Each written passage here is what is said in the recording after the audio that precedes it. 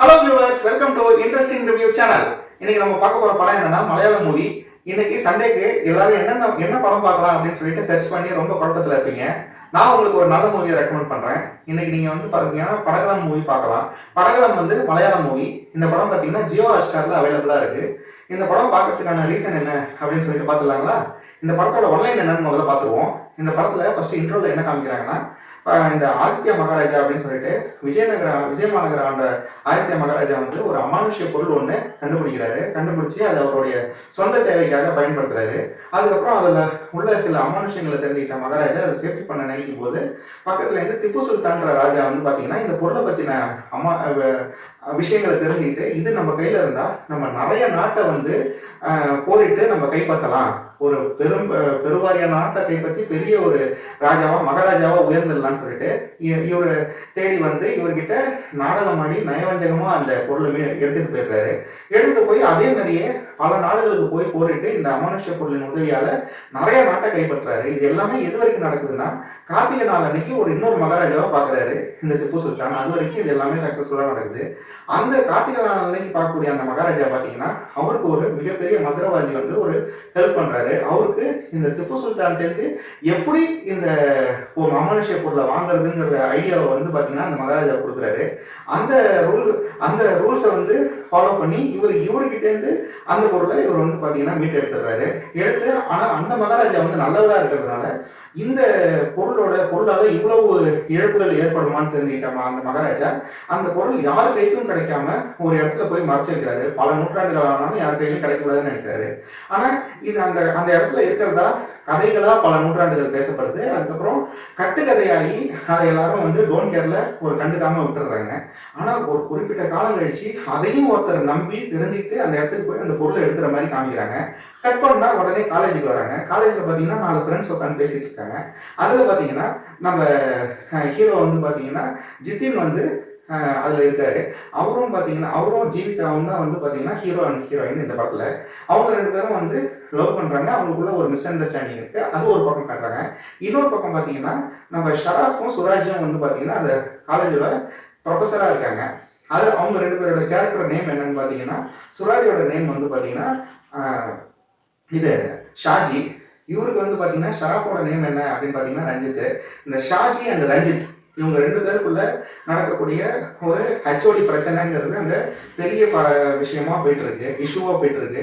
அப்போ வந்து இந்த ஷாஜின்ற கேரக்டருக்கு வந்து பாத்தீங்கன்னா ஒரு ஸ்டூடெண்ட்ஸ் மத்தியில பெரிய கிரேஸ் இல்லை. அவர் மேல ஸ்டூடெண்ட்ஸ்க்கு ஒரு பெரிய இன்ட்ரெஸ்ட் இல்லை. ஸோ அவருக்கு யாருமே சப்போர்ட் பண்ணல. ஆனா அவர் ரஞ்சித் இருக்காரு இல்லைங்களா, அவர் ஸ்டூடெண்ட்ஸுக்கு ஃபேவராகவே இருக்காரு. அவருக்கு ஸ்டூடெண்ட்ஸ்க்கு அவர் மேல ஒரு இன்ட்ரெஸ்ட். அதனால அவங்க என்ன பண்றாங்க, ஸ்டூடெண்ட்ஸ் ஒரு போராட்டம் பண்றாங்க. முன்னாடி இருக்கிற ஹெச்ஓடி எடுத்துட்டு இவரை தான் போடணும், ரஞ்சித்தை தான் வந்து அடுத்தது ஹெச்ஓடியா வந்து போடணும்னு சொல்லிட்டு அவங்க போராட்டம் பண்றாங்க. இவருக்கு அதாவது ஷாஜிக்கு என்னன்னா, நம்ம தானே சீனியரு, நம்ம வரணுமே சொல்லிட்டு அவருக்கு ஒரு மன கஷ்டம் இருக்கு.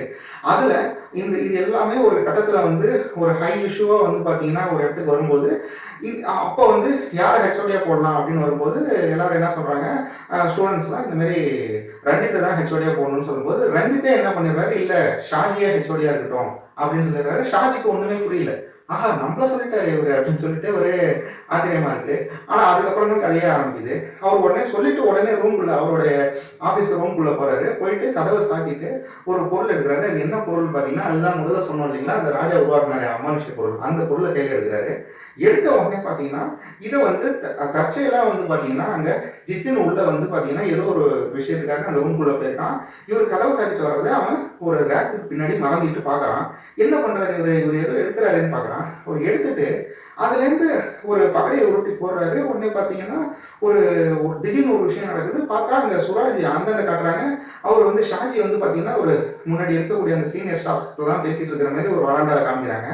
இவரு வந்து அதை கேமரால பார்த்துட்டு உடனே டக்குன்னு இப்படின்றாரு. உடனே அவருடைய ஃபுல் பாடியையும் ஒரு கண்ட்ரோல் பண்ற மாதிரி காமிக்கிறாங்க.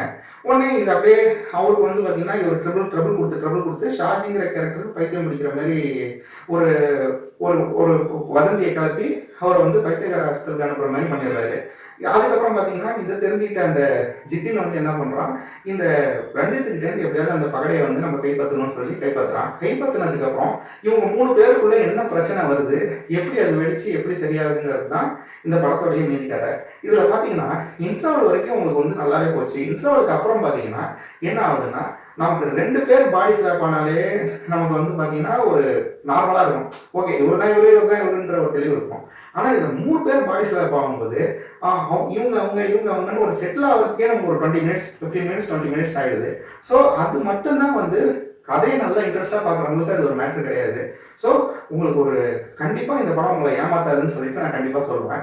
இந்த படத்துக்கு நம்ம இன்ட்ரெஸ்டிங் ரிவ்யூ கொடுக்கக்கூடிய மார்க்குகள் எவ்வளோன்னா 5க்கு 3 கொடுக்குறாங்க. அந்த மாதிரி இது வந்து கண்டிப்பா நல்ல படம். மலையாள மூவினாலே உங்களுக்கு வந்து இந்த மாஸ் கமர்ஷியல் பண்றேன்னு சொல்லிட்டு எதையாவது வந்து பண்ணி திடீர்னு ஏதாவது கொஞ்சம் மொக்கையானாலும் ஓவர் மொக்கையாயிடும். அந்த மாதிரி மாஸ் கமர்ஷியல்.